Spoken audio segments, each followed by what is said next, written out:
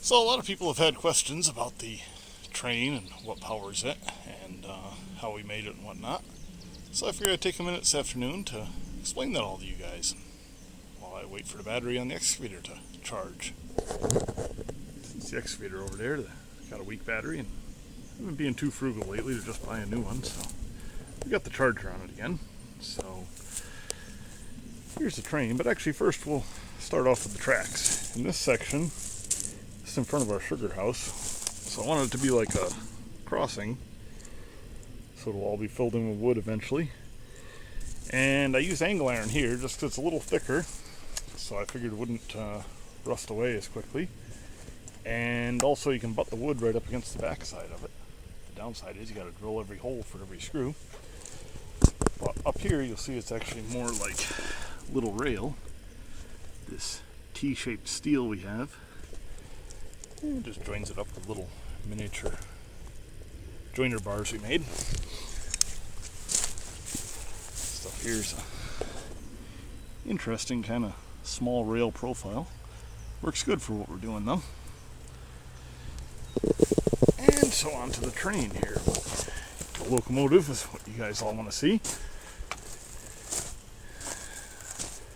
I built this a couple months ago in the shop. All the steel work is formed and fabricated. It's all a lot of the bump forming is done on my press brake and everything.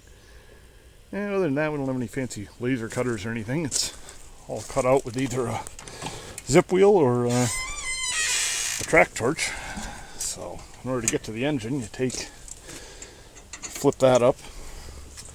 That's how we put fuel in it. Not the best lighting, unfortunately, today, but the kind of see down in here. Right off of the Harbor Freight 6.5 horse Predator engine, we have a hydrostatic pump direct coupled to it. And then off the side is a small speed air compressor. Runs over to your standard gas-powered air compressor controller. So when it gets up to pressure, it kicks off. There's a tank under the seat in the cab. I'll show you that in a minute. But it's also what we use for running the throttle, so it throttles down automatically when it's you really can't see it in there, I guess. When it's made enough air, it'll throttle itself down. And there's a three-way valve in there too, so you can override the throttle and just leave it throttled up when you want to actually drive it. So the top of the hood hinges up. That's how we put fuel in it and everything. Side covers, all that stuff's all just formed on the press brake and cut out with a zip wheel. Same with the grill, it's just perforated metal with pieces of 1/2 inch by 3/8 flat bar welded on vertically. That all comes out if you gotta get to the engine. Down inside, maybe we can see better from underneath here. These wheels were from some kind of industrial equipment. I'm not really sure. I got them on eBay. I believe they're from like a sawmill carriage or some kind of manufactured equipment. The drive motor is in the back. You can just barely see it there. Runs to that sprocket. And then the other two sprockets are what connect the axle with an idler there. So both axles drive. Axles are just 2-inch steel turned down and pressed on each end. And the wheels pressed on each end. And then the whole thing is running pillow blocks. They're 1 11/16 pillow blocks.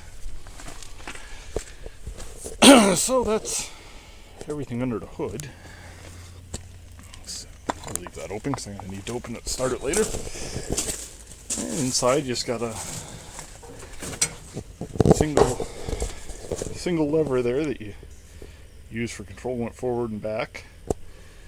The hydrostatic reservoir is over there. And air tanks underneath the seat with a regulator. Yeah, the only reason we have air on it is to have a whistle. But what's a train without a whistle? Hose runs up to the top there and whistles on the front. Bell, of course. Temperature for the return on the hydrostatic drive. And yeah, that's about it.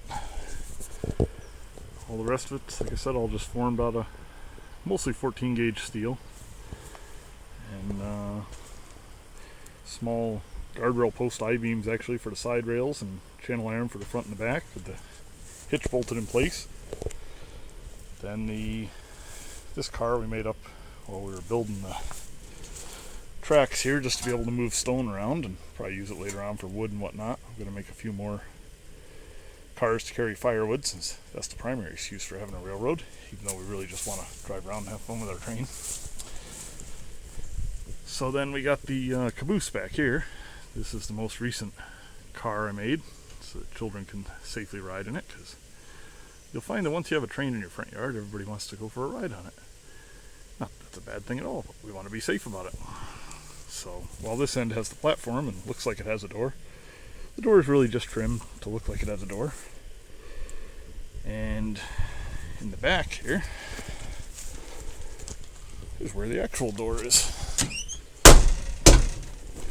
They're just magnetic catches, so it's easy for the kids to open and close. And railings on the end, because everybody wants to ride on the end and pretend they're the conductor with the lantern. Ethan keeps his railroad lanterns underneath in there. Inside here you got, hard to show such a small caboose in video, but the seat for sitting upstairs to watch out the cupola. You just climb up on the seat and the lower seat and then step on that fold down step and pull yourself right up there with a seat belt too, so he doesn't fall out of there. Yeah, seats are made out of plastic trim lumber, so they're easy to clean because everything gets dirty with kids and small passengers. And same with the roof. Actually, the roof is just ½ inch thick. Azek brand. It's like a plastic outdoor plastic, I guess. I don't know what you call it. Comes in 4x8 sheets. Very similar to that plastic trim material we use for the seats. The handles are McMaster car grab handles. They're 40 inches long and bent them with a conduit bender to get that traditional curved caboose handle look. Made up little diamond plate steps so you can get on and off. And other than that, same thing, just wheels underneath. They're hard to see with the shadow, but they're those little 7 1/4 inch minecart wheels that they sell all over eBay. For making your replica mine cars. And just cheap pillow block bearings, and for an axle they are U-bolt blanks, because I work in a shop that does truck suspension, so we have U-bolt blanks readily available. They're good tough steel and they work well for that. But, yeah, other than that, those simple steps. The whole frame of the car is pressure treated 4x4s. The rest of the car is tongue and groove beadboard with the extra bead down the center to give it that kind of classic look. Red like all cabooses on the outside and plain wood inside. So up here we're just continuing on. I'm going to switch back. It's the last section that we'll have to be able to drive over for over here. Switch back to our mini rail and build a switch here. And we'll be able to go into that shed to park the train in there. And also go across the driveway and off over that way, and eventually another little spur over to here to get wood from that shed. So that's the train plans right now. Can't think of any other interesting things to show you. But there it is.